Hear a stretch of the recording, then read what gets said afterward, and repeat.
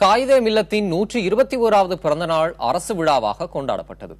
சென்னை திருவல்லிக்கேணி நெடுஞ்சாலையில் உள்ள வாலாஜா பெரிய பள்ளிவாசலில் உள்ள காயிதே மில்லத்தின் நினைவிடத்தில் தமிழக அரசு சார்பில் அமைச்சர்கள் பன்னீர்செல்வம், திண்டுக்கல் சீனிவாசன், எடப்பாடி பழனிசாமி, தங்கமணி, வேலுமணி, செல்லூர் ராஜு உள்ளிட்ட 30 அமைச்சர்கள் மரியாதை செலுத்தினர்.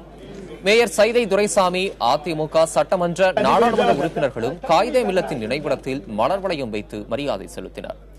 அதிமுக சார்பில் அவைத் தலைவர் மதுசூதனன், மக்களவை துணை சபாநாயகர் தம்பிதுரை தலைமையில் மரியாதை செலுத்தப்பட்டது.